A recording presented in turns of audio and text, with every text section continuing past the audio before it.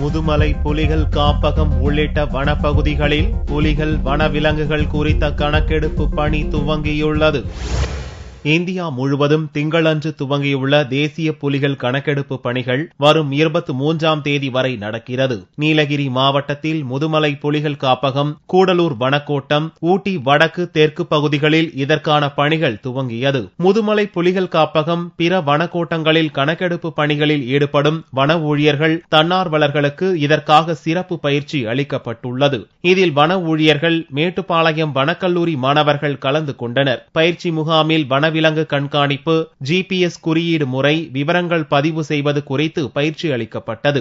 All India tiger census 16ஆம் தேதியிலிருந்து 23ஆம் தேதி வரைக்கும் நடந்து வந்துட்டு இருக்கு. டைகர் கோப்ரிடேட்டர்ஸ் அதாவது லெப்பர்ட்ஸ், கார்னிவோர்ஸ், ஹார்பிவோர்ஸ் பிளஸ் ஹேபிட்டாட் எப்படி இருக்குது, இந்த எல்லா கிரைட்டீரியா யூஸ் பண்ணி எஸ்டிமேஷன் பண்ண போறோம். Line transact method, carnivore science survey as well as ground cover status எப்படி ஸ்டடீஸ் பண்ண போறோம். பயிற்சிக்கு பின் அனைவரும் கணக்கெடுக்கும் பகுதிகளுக்கு அனுப்பி வைக்கப்பட்டனர். முதுமலை புலிகள் காப்பகம் 36 பிரிவுகளாக பிரிக்கப்பட்டு கணக்கெடுப்பு பணிகள் நடக்கிறது.